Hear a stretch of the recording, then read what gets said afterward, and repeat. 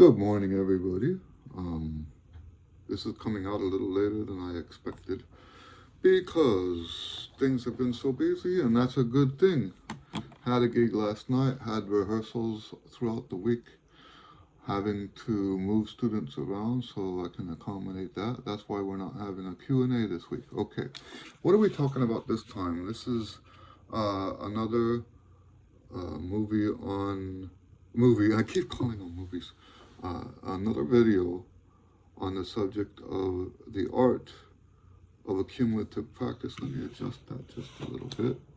Okay, and what we're talking about is we finished the macro level. We finished the introduction. We could call that an introduction to the micro level, because in that context we were mostly talking about exercises. But how do you apply that micro level of the art of accumulative practice to literature? Remember that I teach that at least half of your practice time should be spent on literature. And there's a reason for that, even for those that want to work on their chops. I remember the first internet student I ever had. I'm getting all kinds of reflections on my glasses. I remember the first internet student I had, he was, we had just started a new pricing system, and he knew what he wanted, and that's how we structured it. Tell us what you want, and in that number of lessons, we'll get you what you want. And he bought 12 lessons, and about 4 lessons into it, I said, okay, let's now work on a piece of music. He says, that's not what I'm paying you for. I want you to teach me, how to get my chops going. And I told him, that's not how my method works. There's so much that happens when you're playing music. There's so much that happens. And you know what? Even back then, I didn't even understand it. I knew there was a difference. I had already been deep enough in my teaching career to see what happens when people stop playing music. But now, decades have passed since that first internet student, and I am seeing such wonderful things happening with the literature. But here's the thing, as I say, with everything in the art of accumulative practice, if you don't practice properly, it's better if you don't practice at all. Okay, so that's why we're going to talk about this right now. If you are practicing music like you should be, and a lot of times that's going to help your chops, by the way, right? I think the only exception I would give to that is guys that don't have chop problems, and really, almost always, I'm talking in my videos to people who, with that subject, are having problems.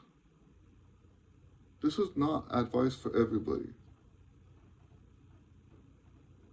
It could be for everybody, but that's not who I'm addressing here, right? If you have chop problems, or not problems, but you haven't grown yet to acquire the range that you desire, acquire the endurance that you desire, I'm talking to you.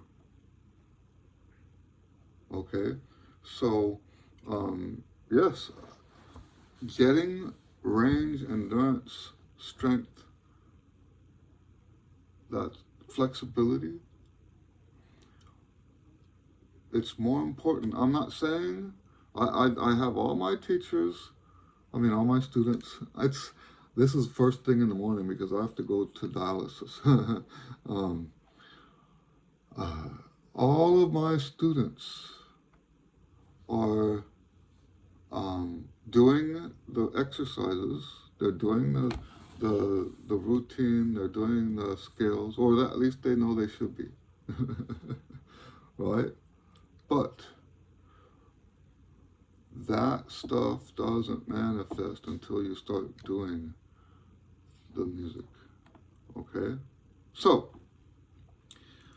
we're going to keep this short because it would take 100 of these videos to give you the full detail of how to apply this to music. But I'm going to give you some generalities in this video. The first generality is this. You're not practicing properly if you're not using a proven system of practice. You're not practicing properly if you're not using a proven system. And a lot of people, what we don't want, my ears just popped open. What we don't want is to, what most people do, keep trying until you get it right. That is not proper practice. Trying to get the music right is not proper practice. And in fact, when you practice properly, you don't have to try.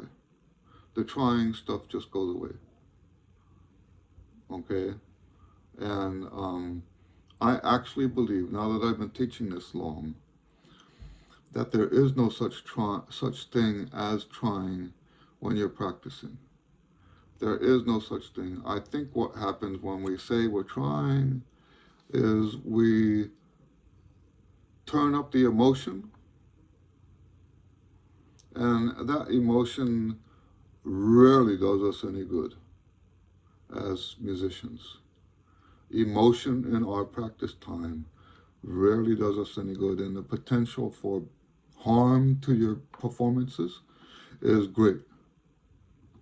We don't want to try. I'm actually writing about this in a new book. As I sit in the dialysis chair, I need to spend that time doing something. And so I'm writing a text-based book, doesn't have exercises in it. You could call it a music philosophy book if you want. And yeah, I'm writing about that right now. Right? I'm writing about how you're not supposed to be trying harder. If you're practicing correctly, you don't try harder. Now, every proven practice technique that I know of predetermines where you're going to start in the music and where you're going to end. If you don't see that quality in that technique, it's not a practice technique. You never, even if you're sight reading, right? The objective of sight reading is to start at the beginning and at the end. You never break from that.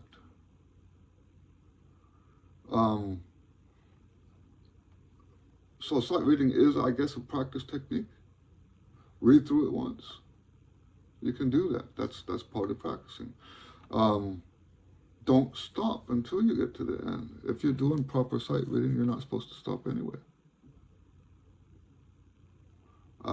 So yes, every practice technique, and by the way, if you look up practice technique on Google, you'll get the wrong answer. This is why I'm not a big fan of AI.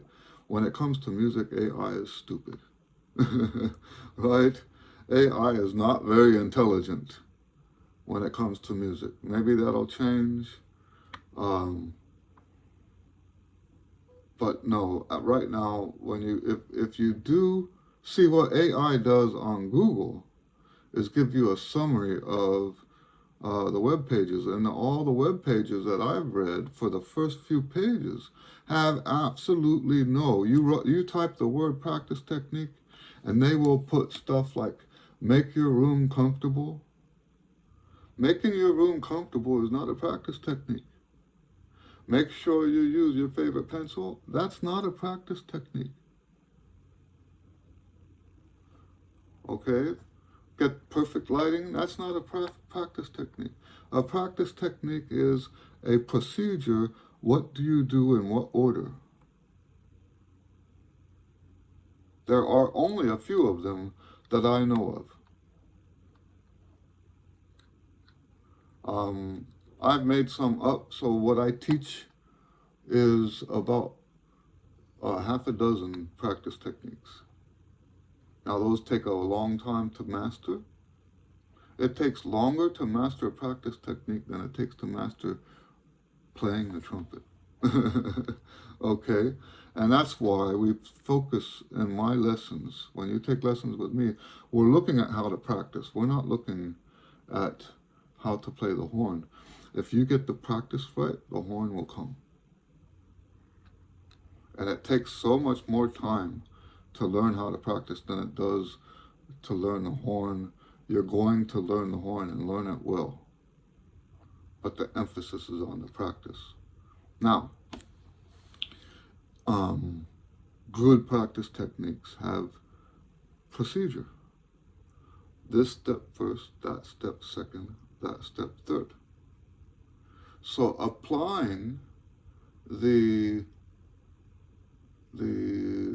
micro level to literature is when you document your progress on learning the song, learning the literature. You're going to use a proven technique. That proven technique has steps that you follow.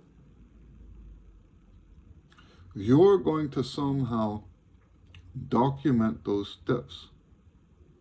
Now, the reason why we do that, if you're practicing properly, it can get mind-numbing. The number of repetitions you do will actually cause you to start daydreaming while you're practicing. This is not a bad thing. There are people that say that we should become more mindful when we practice. I disagree. There's a time to be mindful, there's a time to be mindless. We are striving in the art of accumulative practice.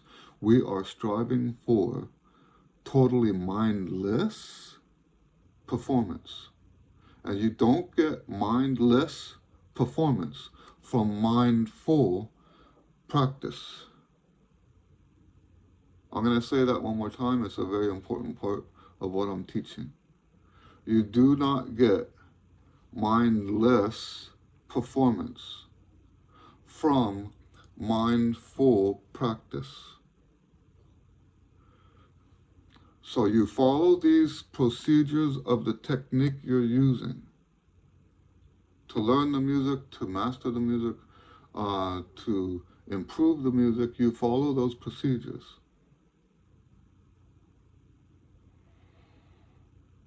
And then you document that, because when you start daydreaming, you're going to forget what you've done. I promise you, you are going to forget what you've done. It all becomes a blur. The only way we can prevent that from becoming a blur in our memory is to write it down. Now, I write like slash marks. Let me grab a piece of paper. I have a chart here. I always do scratch paper. Anything that I accidentally print that I shouldn't have print, which usually happens when I'm trying to print a PDF and forgot to change it to PDF. That's what this is. Let's say I'm practicing from D to, so anyway, from measure 55 to 57, okay? Each time I do that, I will put a slash mark. Where's the slash mark? I can't see it. Oh, right here. You see that? I did it once. I rest. I sing and finger, then I do it again. And I put another slash mark. When I say document your progress, it can be on the sheet music that you're practicing from. Now, let me tell you this. I make 3 copies. If it's something I'm serious about, I make 3 copies. Like if it was Allstate, the students should have 3 copies. Now, how many of them do this? I mention it, nobody does it. So I shouldn't say nobody. I have some very good students, but it's amazing to me with the children how few of them actually do a lot of the stuff I say. I think maybe they're very gung-ho when they're here, right? I think when they get home, they forget a lot of stuff, which, that if you want to apply the art of accumulative practice to your lesson, you should be taking a pad and writing stuff down so that you don't forget when you get home. It's the same concept. Documentation is... Anyway, I was telling you, I do 3 copies. I have a performance copy. I have a study copy. The stuff you write to study the music should not be in your practice copy. So I have performance copy, study copy, and a practice copy. And the practice copy is where you will document your progress through practicing the song. So let's recapitulate here. I'm out of time. What am I saying here? If you want to apply this to your practice of the music, the literature, the songs, whatever you want to call it, etudes, if you want to apply this approach to the music, you have to use a proven practice technique.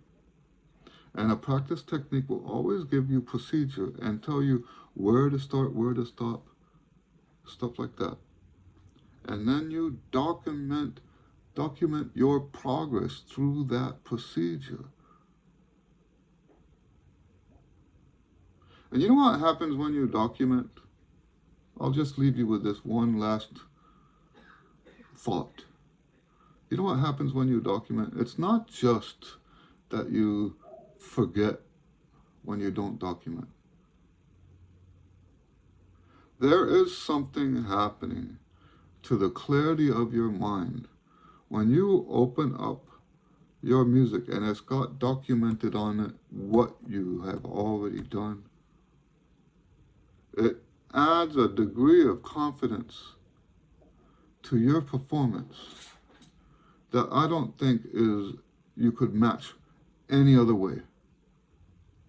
There's such a huge degree of confidence because every time you come back to practice, you're reminded of the work you've already done.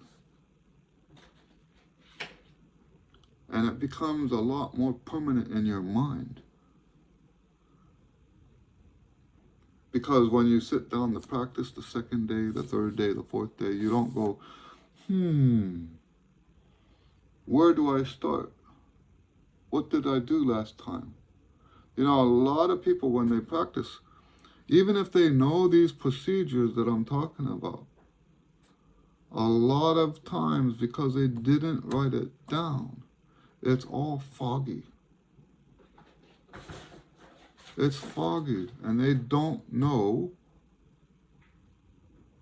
what they did last time. And because they don't know what they did last time, they haven't grabbed on to that. They don't benefit from that practice time like they do when they document it. All right, so keep that in mind. This is a very important part of the accumulative approach. This is how we apply it to music. Now, what's the difference between music and exercises? We tend to do the same exercises all the time. Music, you are exploring new territory constantly. So the procedure has to be just a little bit different, less predictable. But yes, this is how it works. You use, when you use a proven technique, there's no figuring out what to do. You take that step and you get the work done. And that's why there's no trying. That's why there's no effort, mental effort that has to go into it. You just do what's got to be done. I love it. I do. I don't like having emotions control me like that. And if we're using our emotions to, oh, I'm talking, I better stop. All right. God bless you guys. I got to get to dialysis now. You guys have a great weekend. Thank you for your support all the time. We will start the Q&As back up in November. Okay? Not November 1st, November 8th. Okay? All right. Unless a gig comes up. All right. We'll see you guys. Have a great weekend. God bless you.